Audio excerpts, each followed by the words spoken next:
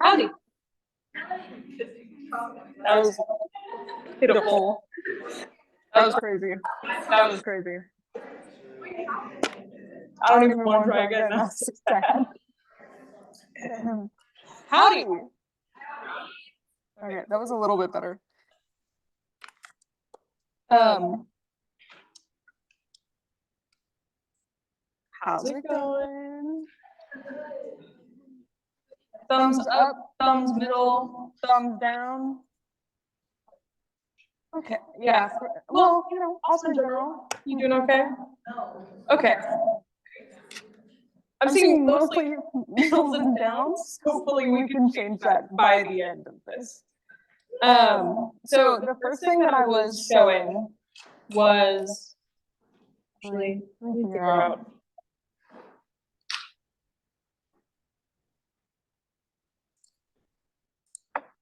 I think, okay, there we go.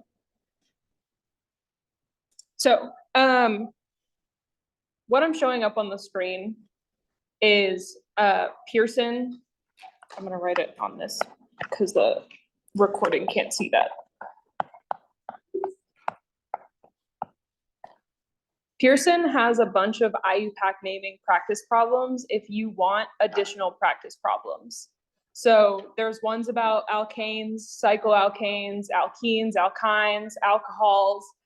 This is more detailed than you need to know for Friday. It has like a bunch of stuff about reactivity, but if you focus on just the naming ones, you can at least have some extra problems to test yourself on. And if you want at the end, we can go through some of these as practice.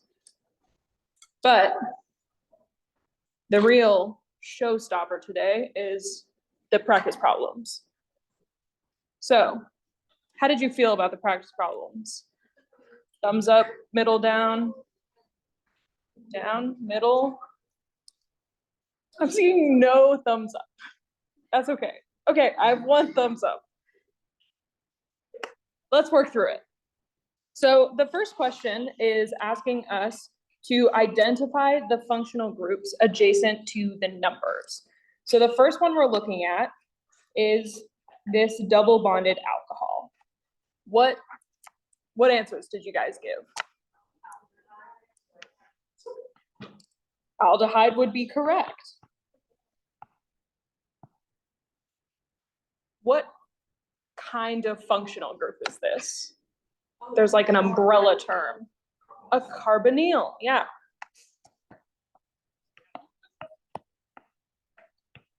What is the like distant cousin or maybe close cousin of the aldehyde? Ketone. What's the difference between an aldehyde and a ketone? So an aldehyde is when it's terminal. So it's at the end of your carbon chain. So there has to be a hydrogen and just one carbon instead of two carbons.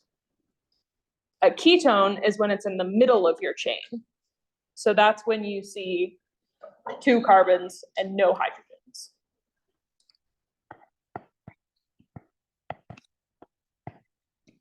Number two, he gave it to you, is a disulfide. It's two sulfurs connected.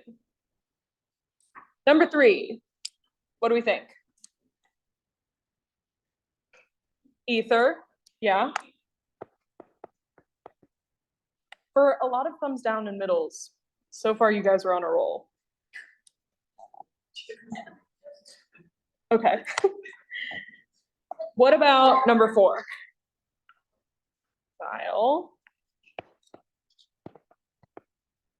Number five, ester. Number six.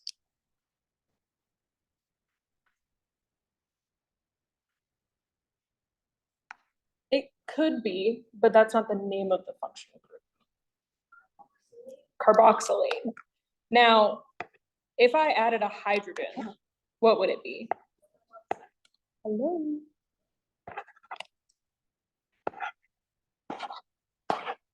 If you said carboxylic acid, you're right. My pencil is just not working. Carboxylate. And a carboxylate is the deprotonated version of a carboxylic acid. So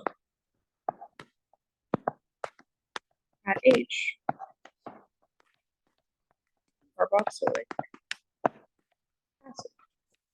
Now, you're kind of right on the conjugate base side of things, but that's more a term of reactivity than a term of the functional group itself.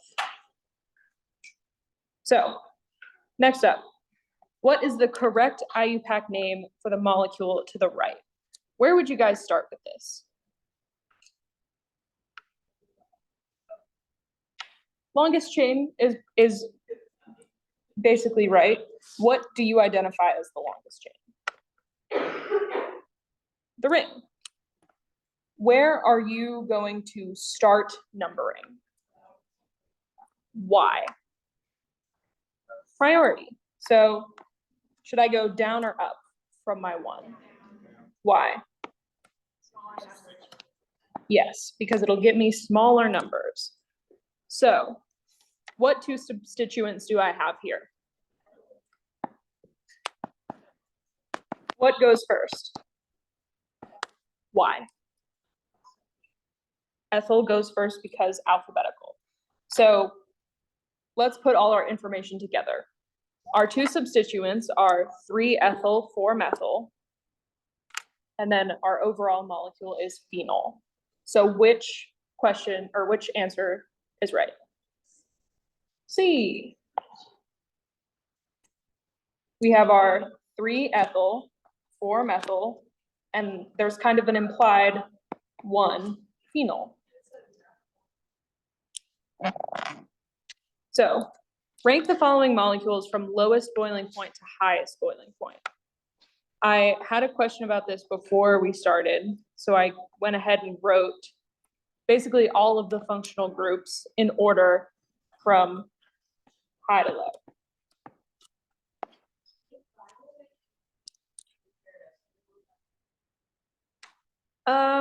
It's lower than alcohol. I think I'd put it between alcohol and ketone. So, given that information, what is going to be a higher boiling point? An alcohol or an alkane? An alcohol. Why? It can make hydrogen bonds. So if we have 2 alcohols, is that going to increase it even more? Yes. So lowest will be our alkane that it's just a hydrocarbon. It has no heteroatoms, no polar groups or anything like that. And then we have our 1 alcohol and our 2 alcohol. Questions, comments, concerns? Okay. Which phrase most accurately describes the structure common to aromatic compounds? What is the aromatic compound we talk about the most here? Benzene. What does benzene look like?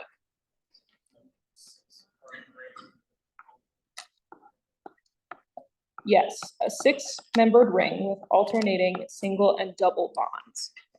So when you look at this question, where are you guys starting? What are you thinking about when you're looking at this?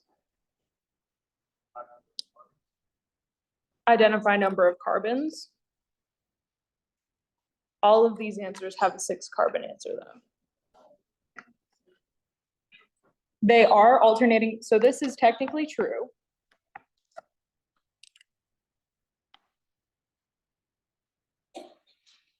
Is it a pair of rings or just 1 ring? Okay, so we can knock this one out.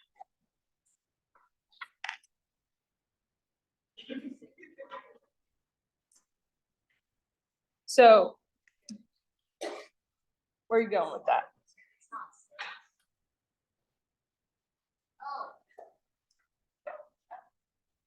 It is.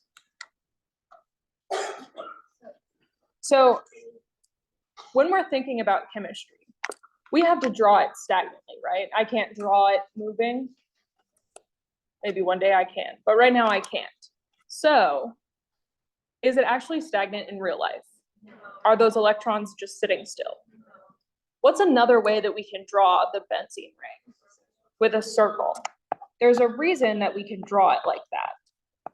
And that's because there's resonance with those pi bonds.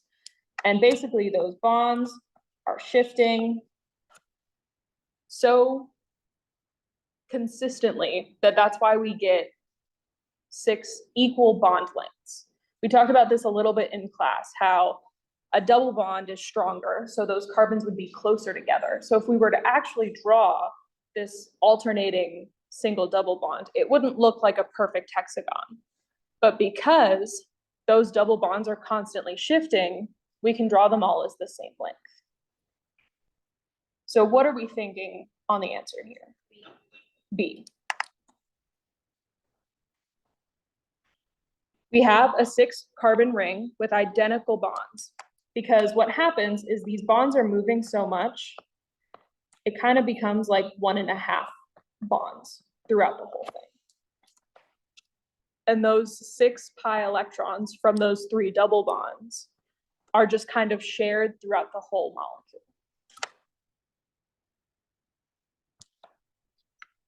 Questions on that?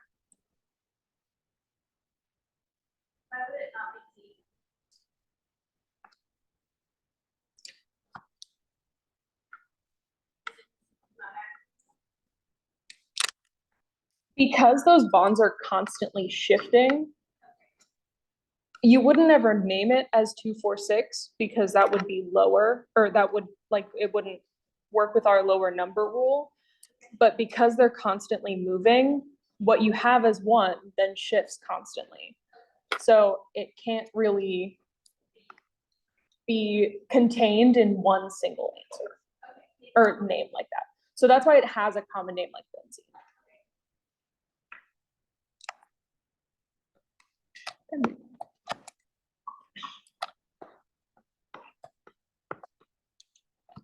Okay. Number 10. What is your first thought?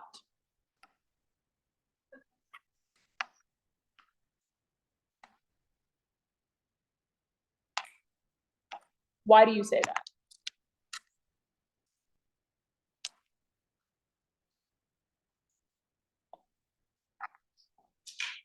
Exam 1 begs to differ.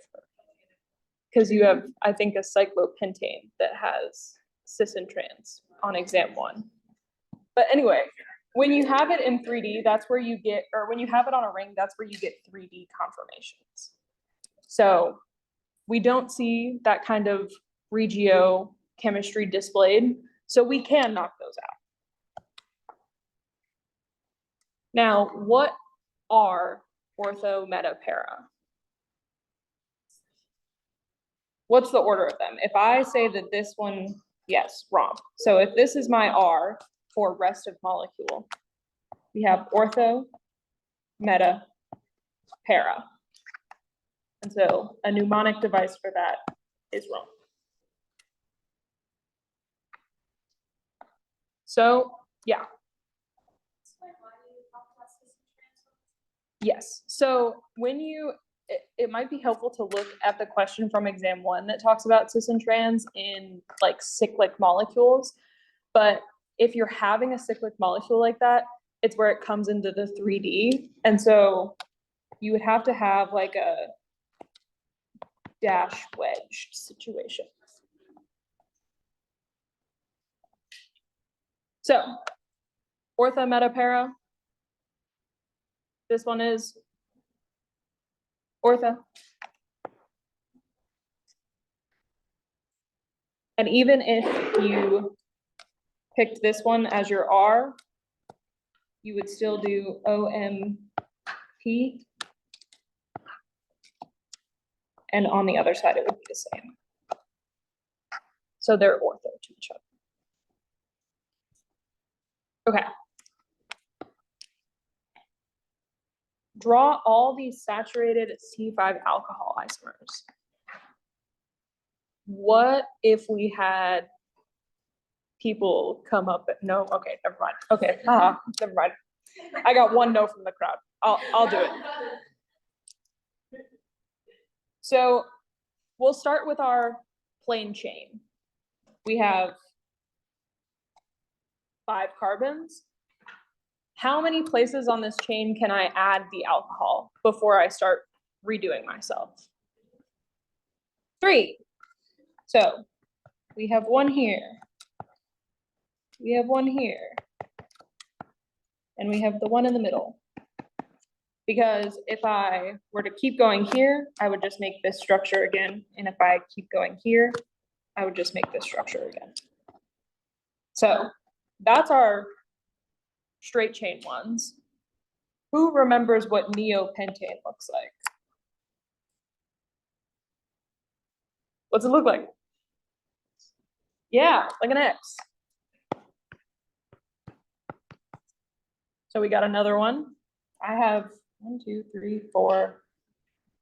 I have 4 more on my key here. So now we can start moving methyl groups around. So I have my 4, and I've taken 1 methyl off the end, and I'm going to add it in the middle. So now I can take this base structure and add on my OHs. So I can do 1 from here, and I'll draw that base structure again, and I can do 1 here. And what is going on next door? They are cheering. Oh, okay. So then I can do this one. And then last but not least, I can do it on the end.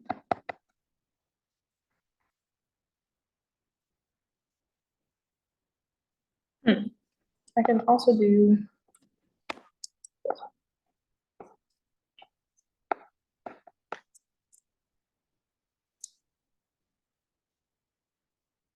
no, JK. Which one is this the same as that I just drew?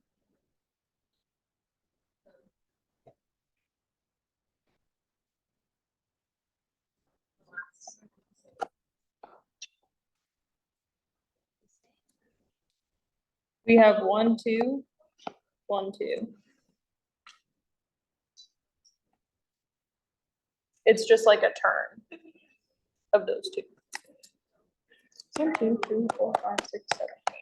1, 2, 3, 4, 5, 6, 7, 8. Yeah. So this one is not.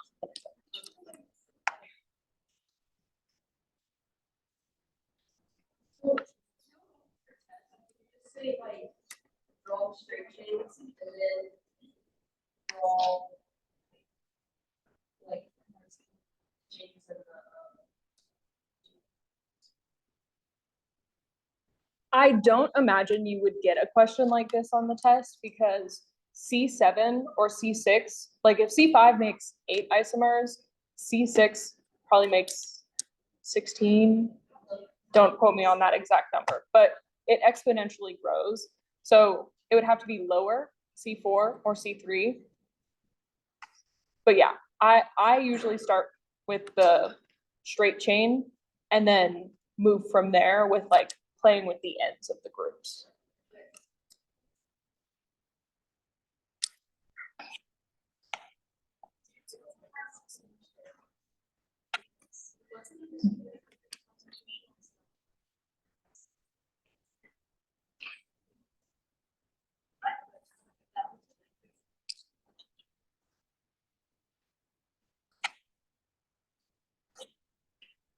Okay.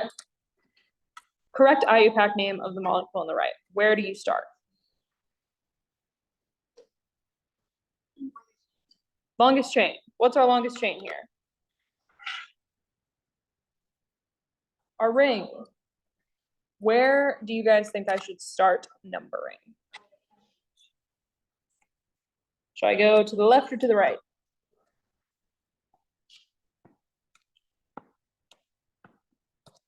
So if our first thing is a 5-membered chain in a circle, what's that base called?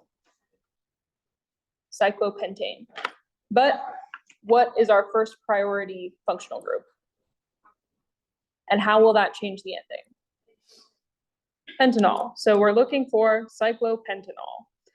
Now, what are our substituents that we have off of this? Fluoro.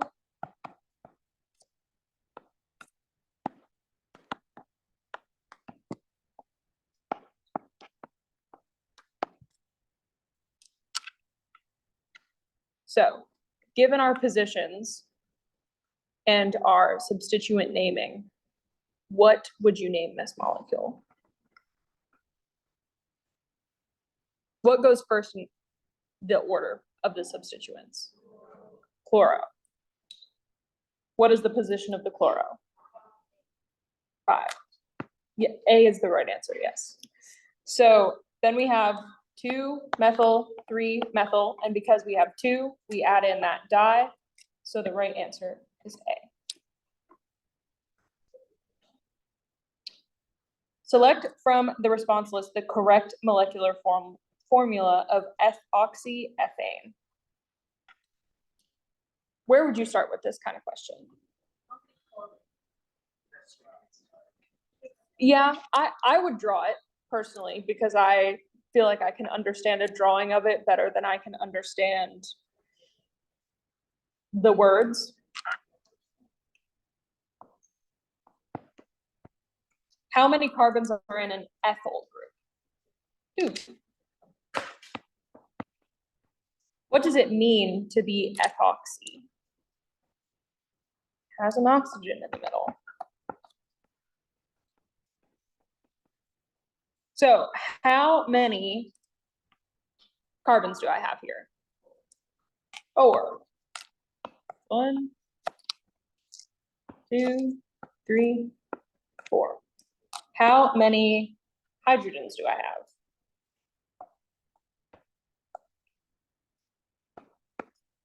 10. How many oxygens do I have? 1. So what's our right answer here? A.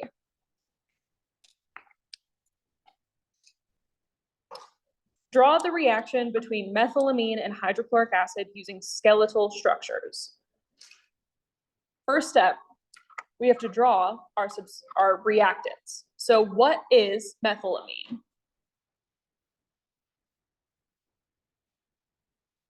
An amine with a methyl group.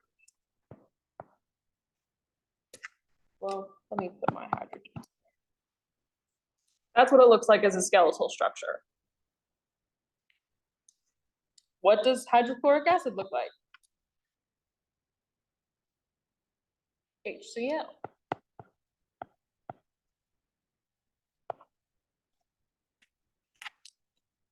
What can we do with these two reactants?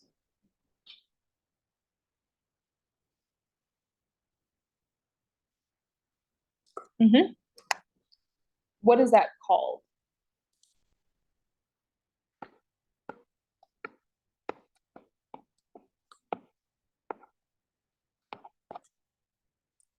Yes. So what does this mean for our structures? How will they change? Yes, the hydrogen goes to NH2. Is that enough? It has a positive charge.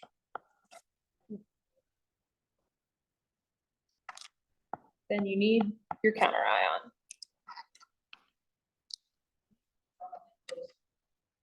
Just around, yeah. Make sure it's included and that it didn't just disappear.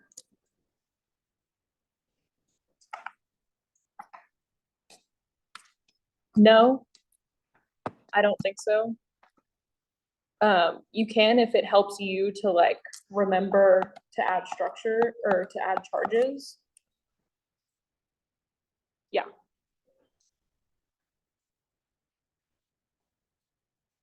How do you mean?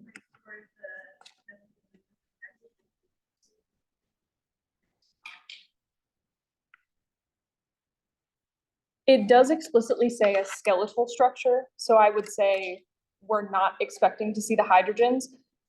If I were grading it, I would say it's partial credit because it means you understood what was going on. You maybe just didn't fully go with the directions. Okay, draw the reaction between ethanoic acid and sodium hydroxide using skeletal line structures. What does ethanoic acid look like? How many carbons do we have? 2.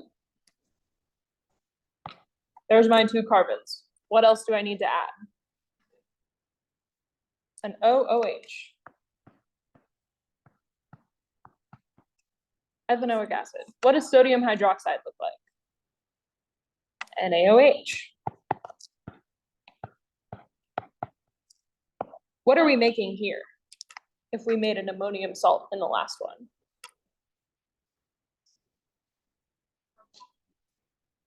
A carboxylate, yes. We're making a carboxylate and a hydronium ion.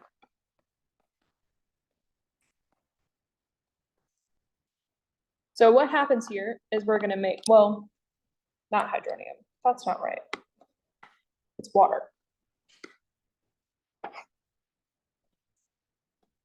Water.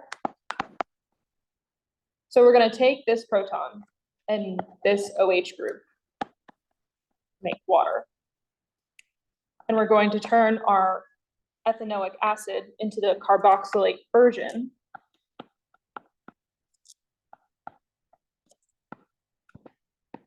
And we have our counter ion hanging around. Now, if we were to go a step further and label our acid bases, conjugate acids, conjugate bases, what is what?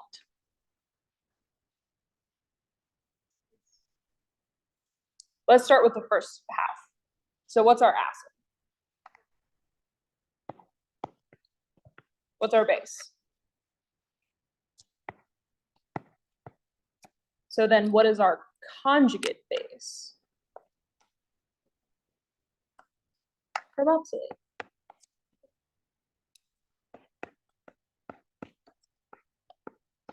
Meaning water is what? Conjugate acid.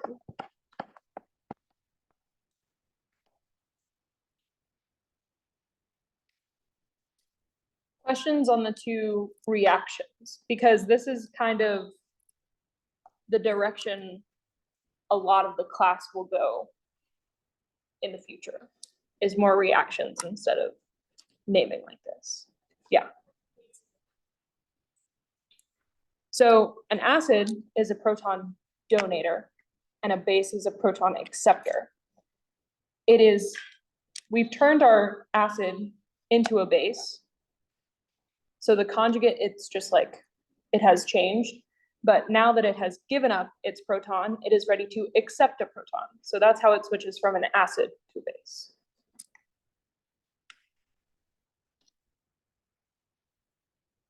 If we want to get real fancy, I can show you the arrow pushing for these. But I also don't want to confuse anyone further if they're already confused. Okay.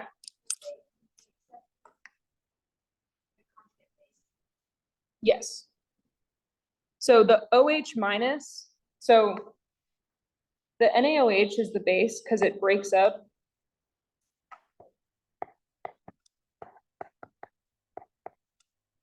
And that OH minus is what is ready to accept the proton.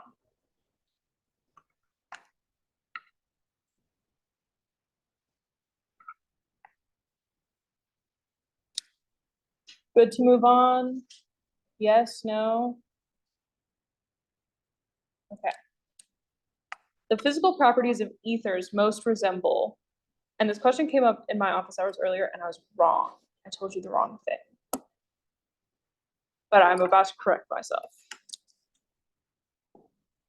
What do you guys think when you look at this? Would it be helpful to draw out each of the functional groups to look at them, or yes? Okay. What does an ether look like?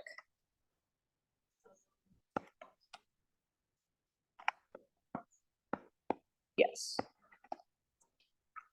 What's an alcohol look like? Alkane? Just a carbon chain. What's an aldehyde look like?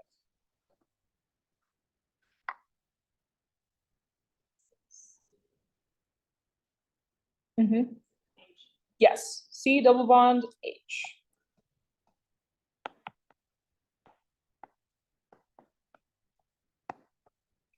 What about ketones?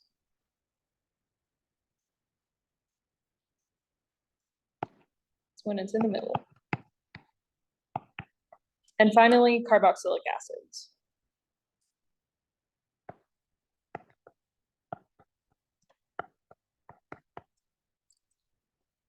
What's your first instinct on this one? And then we can move from there.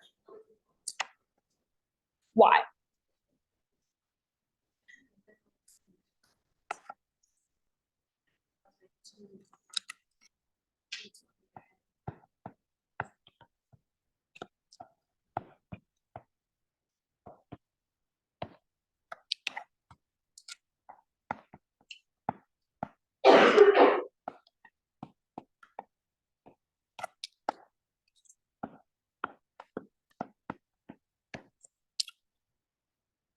Other answers, options, ideas.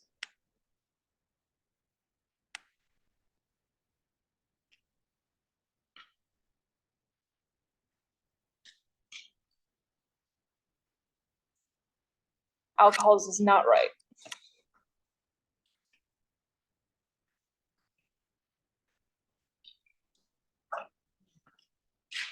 Can this oxygen make hydrogen bonds?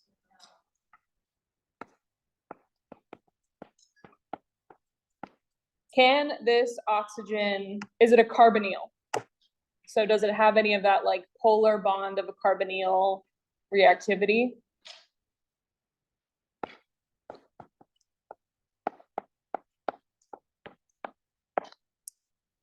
So what kind of reactivity can it have?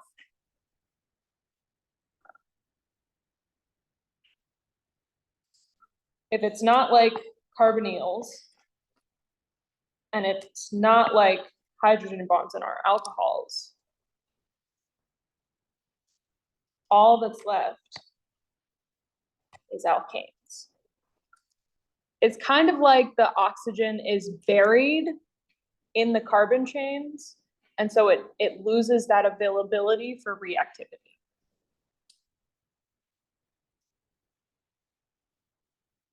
Thoughts?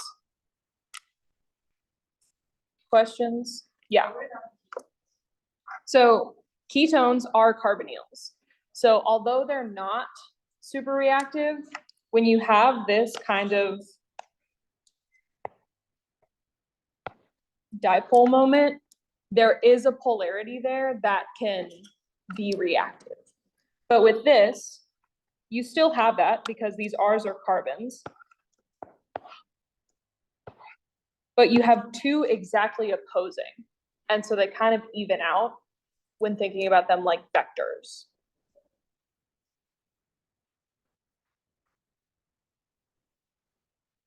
Yeah.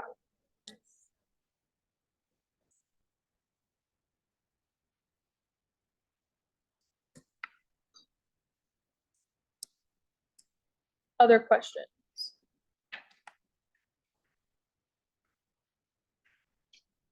Am I good to move on to the next one, or do we want to cover this one more? Okay. IUPAC name for this compound. Where are you going to start? Identify your longest chain. Where do you guys think I should start counting?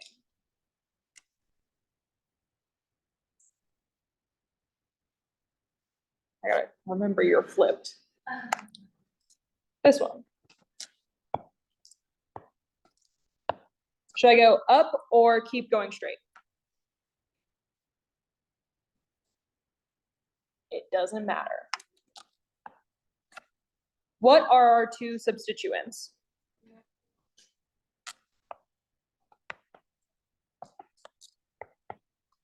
What is the ending for a ketone? Oh. So we can knock this one out because this one just says ketone.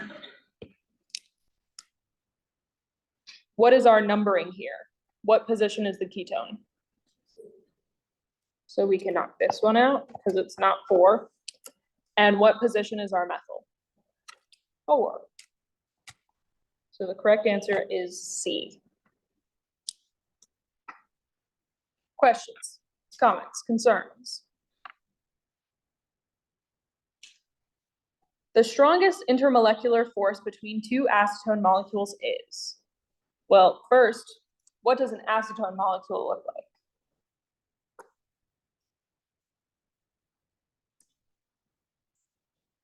Yeah, it does. Yeah, it does have a ketone in it. But the smallest ketone we can make, so that's acetone.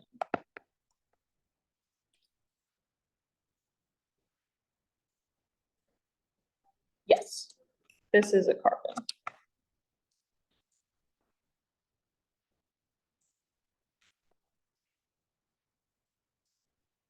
So if we had 2 acetone molecules, what's the best way they could react? Can they have any hydrogen bonding? Why? You're right, but why? Okay.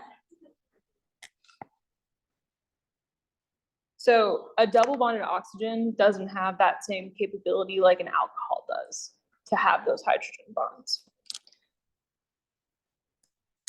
Is there an ion dipole interaction in this? Do we have an ion in this? No. London dispersion forces are very, very weak. So if we have both of these, the dipole-dipole interaction is going to be stronger. Now, we do have a dipole in this molecule.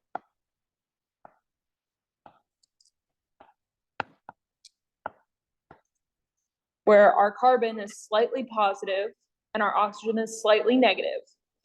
And I'm gonna have to erase my label here so I can draw another one.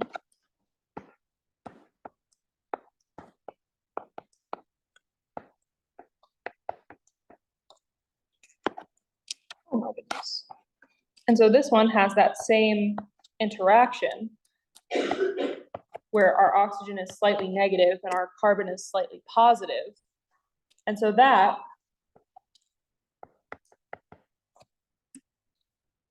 can slightly interact, that oxygen and the carbon, because you have a slightly negative and a slightly positive. So dipole-dipole interactions is our strongest.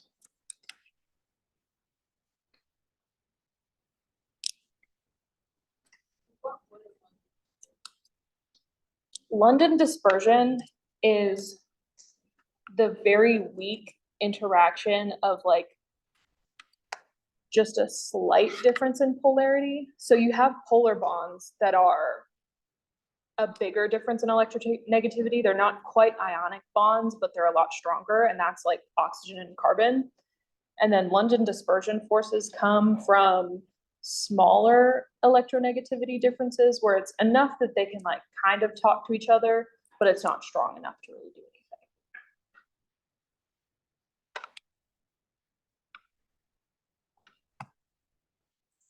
anything.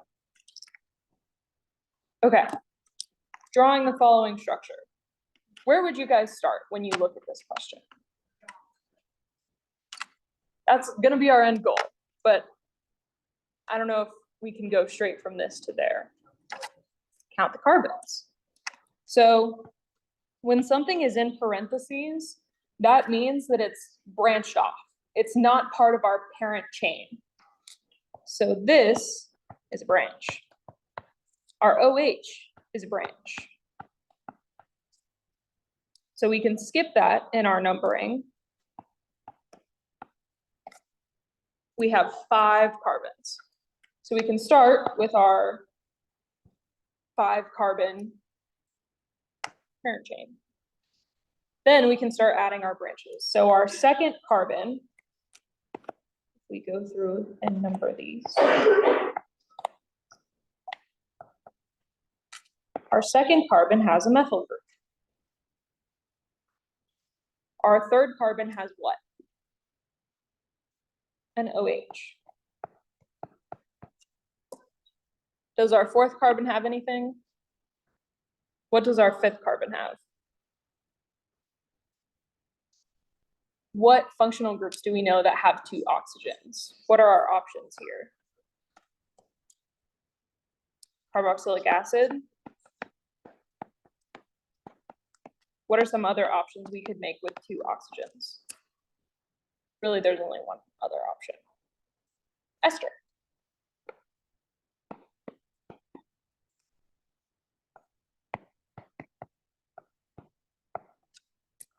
This is a carboxylic acid.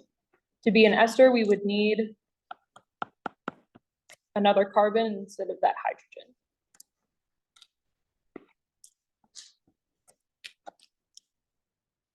So this is our final structure. Where is our acyl group?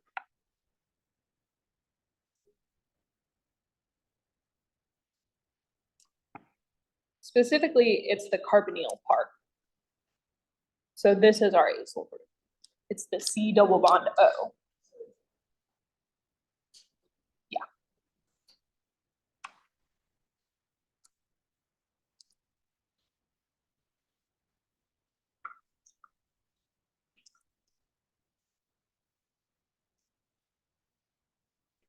Questions on this one? Yeah.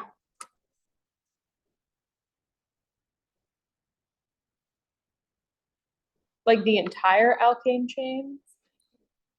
So the acyl specifically is just the C double bond O, and then it has, you know, other things attached to it. So my circle is kind of constricting, because you can make it bigger. But the main point there is the C double bond O. Acyl and carbonyl are kind of interchangeable.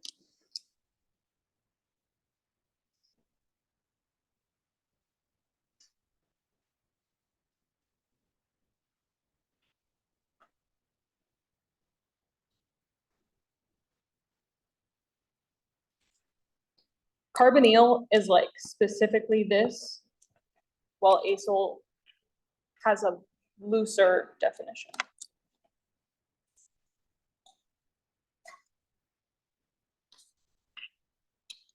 What is the IUPAC name for the following compound? Where would you start? So what is our first priority here? NH. Should I go up or down? You cannot see those numbers.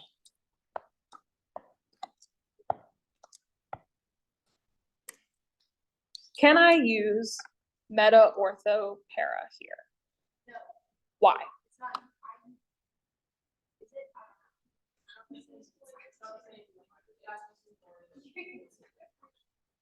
It has to be 2 substituents. So they're like meta to each other. Oh, the same. No.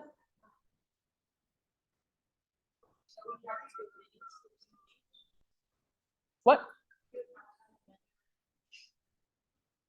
No. It would have to have only 2 substituents. So we'd have to like get rid of the fluorine or get rid of the chlorine. Because once you get into meta ortho para, which one are you starting your numbering off of? That's where there gets to be confusion. So that's why with more than 2 substituents, it's better to just stick to numbering instead of meta ortho para. Yes.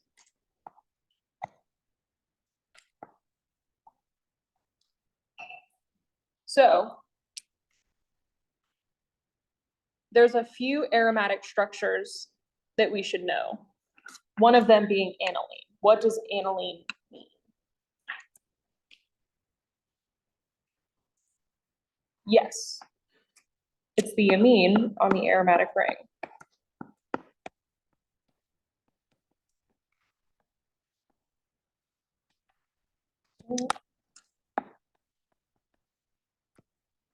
So that's where this root word comes from, the aniline. Now, we want them to be in the lowest numerical value. So which of these naming?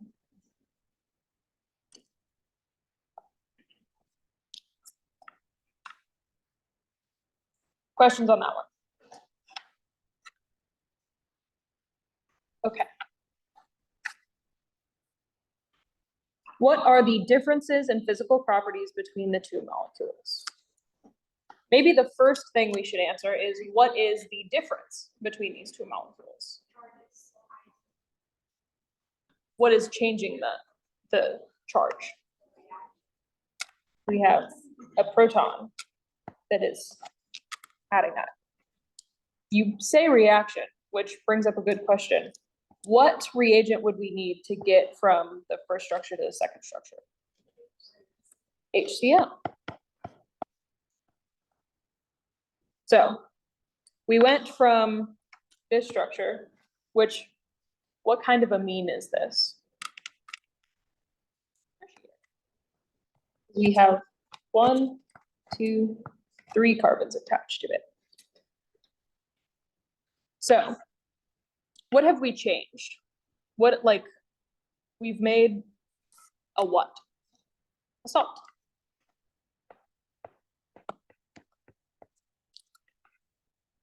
In doing so, what have we done to the boiling point, the melting point, and the water solubility? More soluble. What about boiling point and melting point? Higher.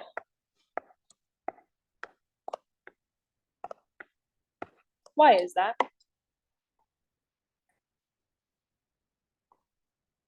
Is it based fully on more hydrogens or polarity? So now we have this ionic connection here. And, you know, table salt dissolves in water relatively easily because it breaks up into those two ions, sodium and chloride. Here we have those ions, so they can break up. Questions on this one? When you like protonate a nitrogen, you can get an ammonium salt, and a salt is basically just like a loose ionic connection. So like table salt that we think of in our everyday life is the loose ionic connection of sodium and chloride.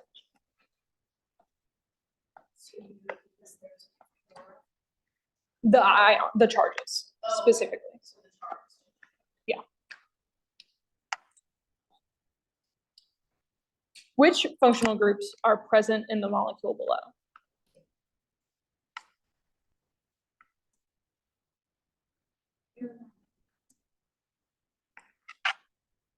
There's a couple here. I'm open to answers. An ester,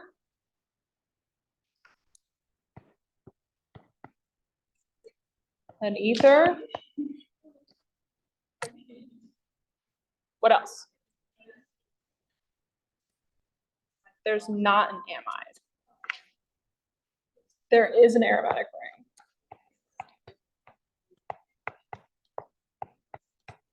And there is an amine. What kind of amine is this? Tertiary.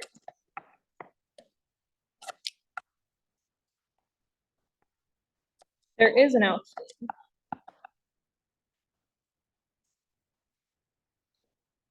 Can anybody spot anything else? Yeah.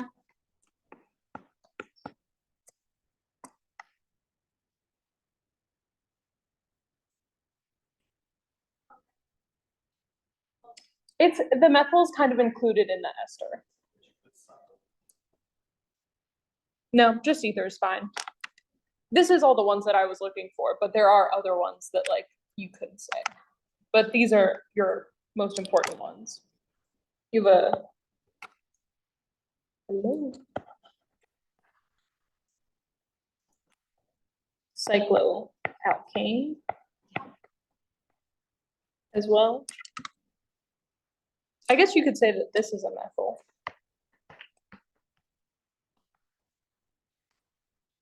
Lots of functional groups. Oh, hey, that's the last one. Questions on specific things. Concepts, specific questions. Yeah, what's up?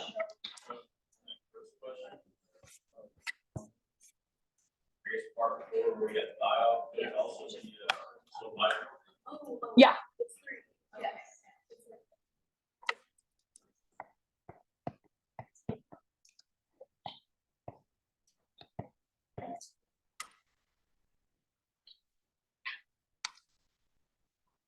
Other questions? Yeah. What about them?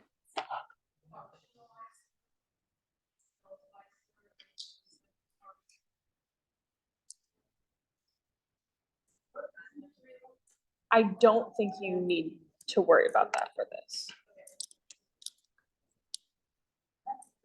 Yeah. That last question, where you're labeling but benzene, aromatic ring, intermediate. Yeah, sure.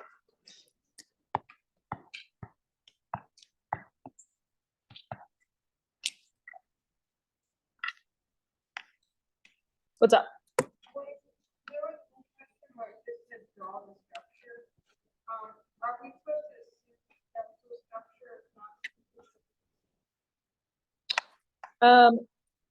I would take any way you drew this structure if it's not specified. I drew it skeletal because that is the easiest to me, but that might not be the case for you.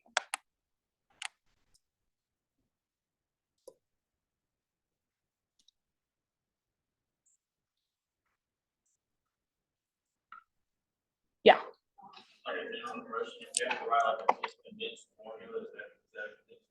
Yes, this is a condensed formula. Do you guys want to do some of the practice problems from Pearson or be released? I'll stay and do some of them. And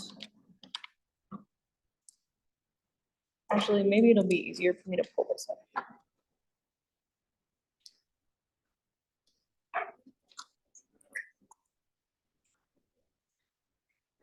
Okay.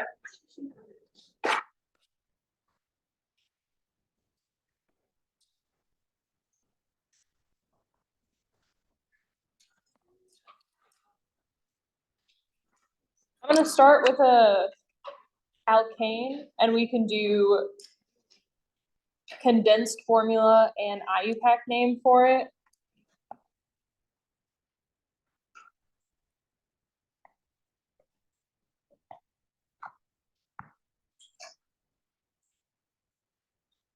So with our condensed structure, we're just going to write out our CH3s, or our carbons and our hydrogens. So first we can do some numbering.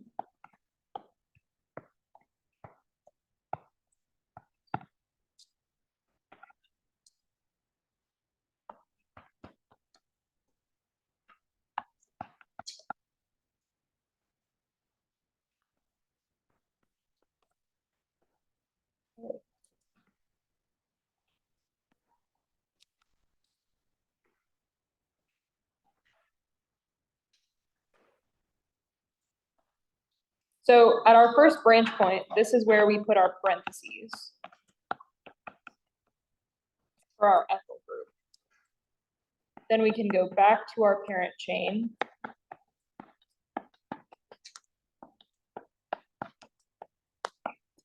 And we hit that same problem at the 5th carbon.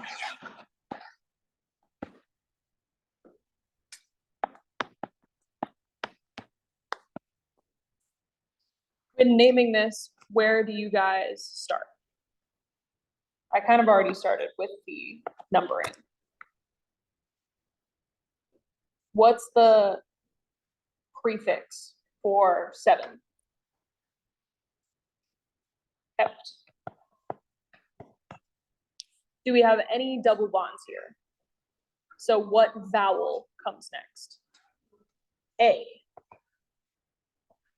Do we have any functional groups? So we just do E. What are our 2 branches off of this alkane? An ethyl and a methyl.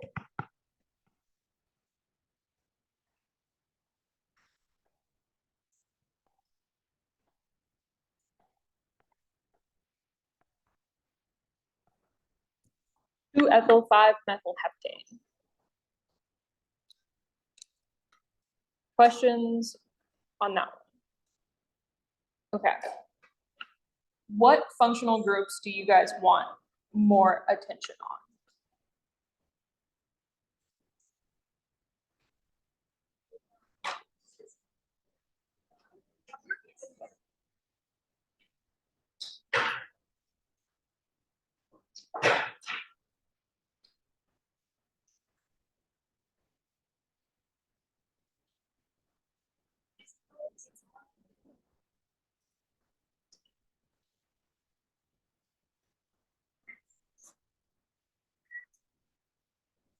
Okay.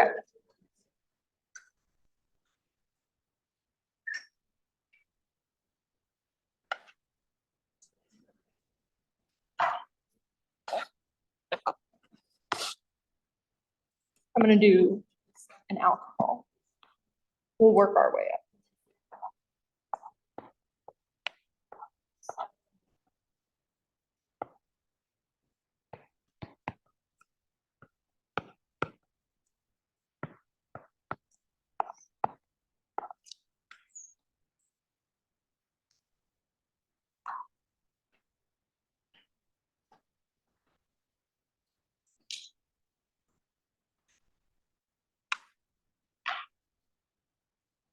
What do you guys think?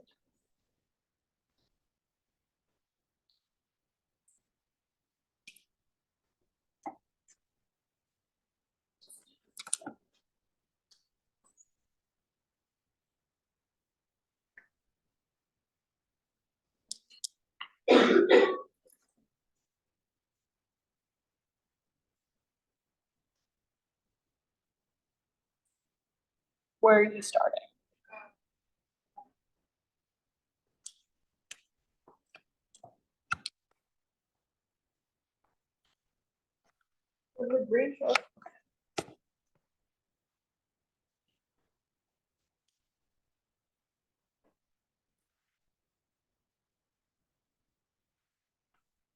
Where do you go from here? So we have phenyl group.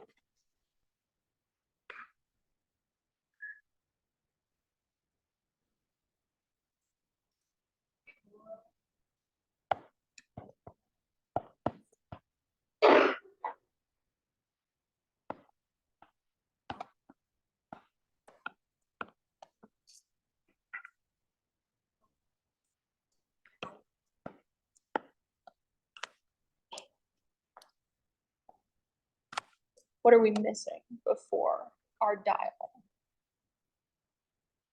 Are both of them on the 1 position?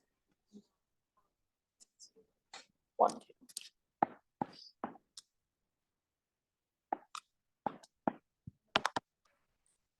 Yes.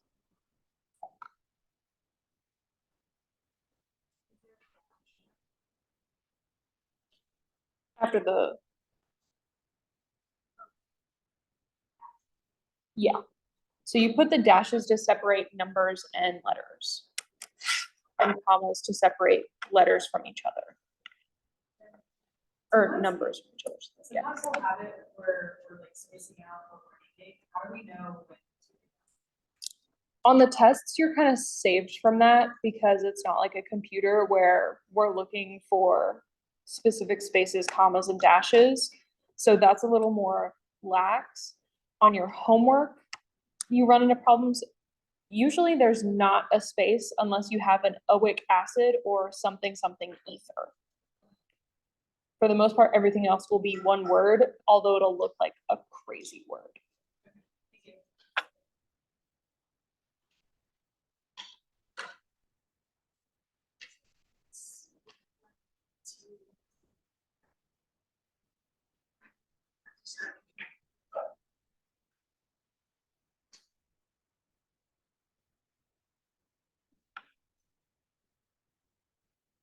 I don't know if I have a good answer to that question.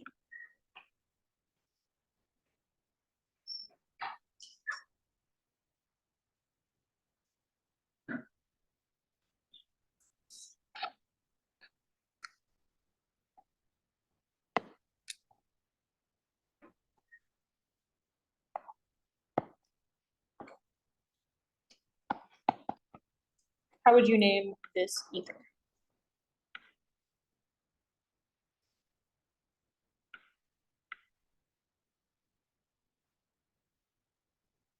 This one is special because it's symmetrical.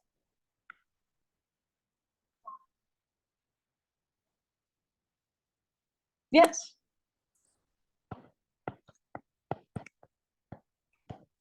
I think it's 2 words, but I could be wrong.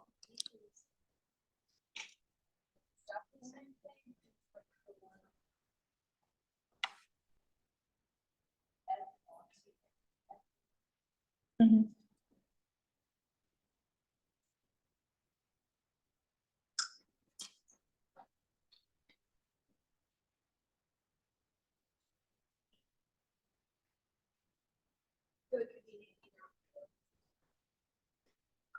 Yeah.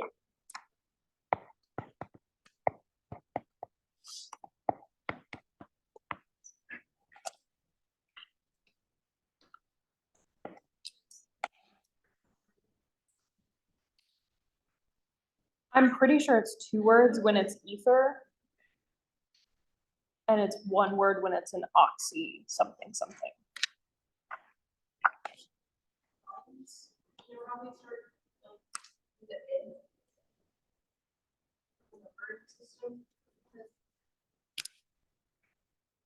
Like when you have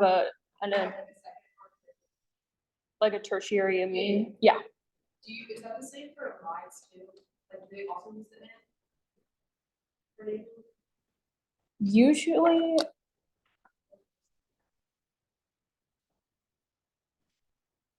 Let me double check before I lead you astray.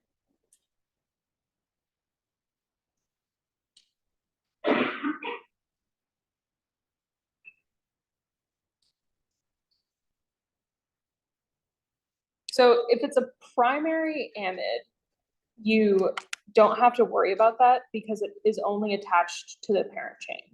But once you get into secondary and tertiary, that's when you get the like N something amide. And so it's whatever is attached to the nitrogen becomes like its own substituent kind of.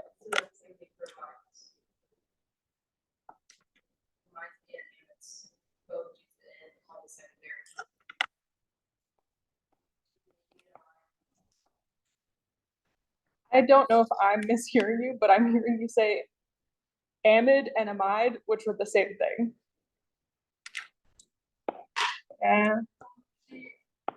Mid. Amine? Yes. Okay. Sorry. Yes. Like, mean. But yes, those are the same. Yeah. So you would do like the N kind of naming.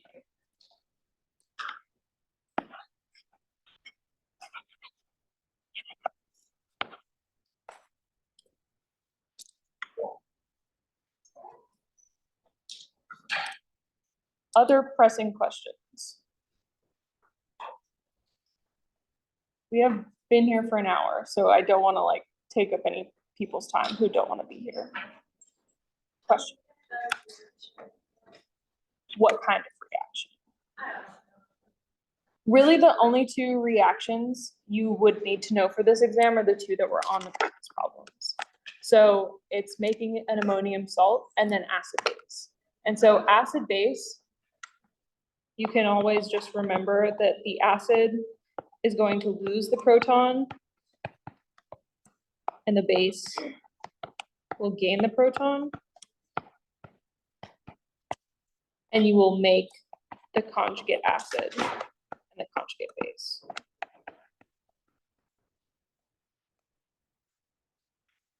And then the other one is making like ammonium salts, and that is just protonating a nitrogen.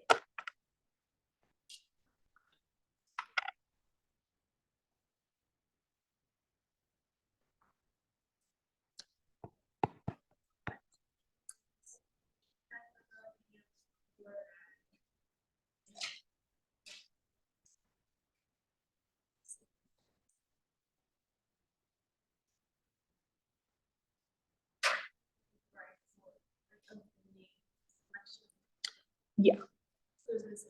Yes. Conjugate bases and conjugate acids, how do you know? Like between the base and the acid, or between a conjugate base and it's Looking at it, how would I know it's the conjugate base? What we did earlier. For number 15, like how would I? You said it was an acceptor.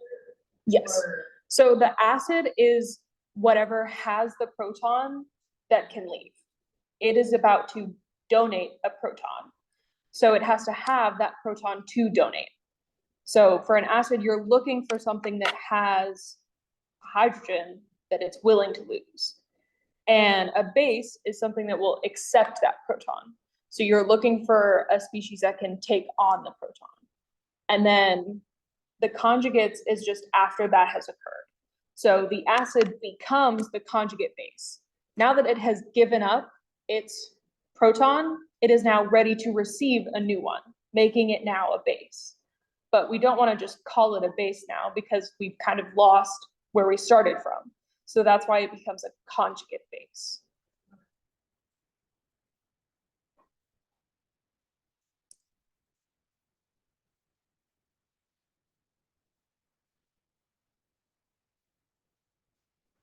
Other questions? If you think of other, yeah.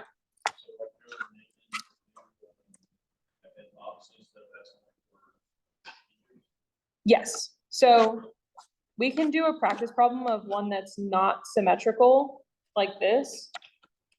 So we can have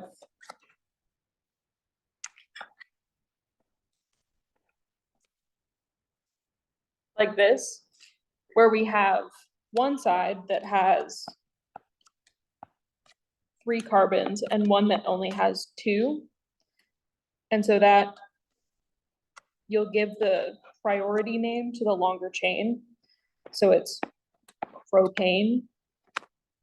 And then you have the oxy connector, and then 2 carbons makes it an ethyl. So it's F-oxy propane.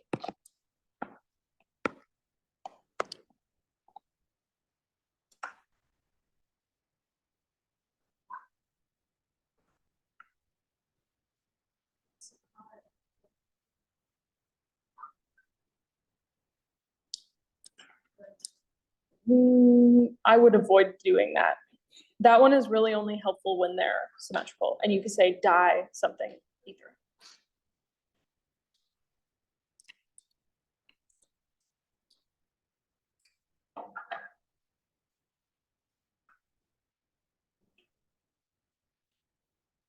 Yeah. So you think the physical properties are probably pretty big part? Like just knowing. I don't know if they'll be a big part, but I definitely think they will be a part. I think based on the practice problems, there was definitely more time and effort placed on naming of compounds and a little bit towards reactivity and a little bit towards physical properties.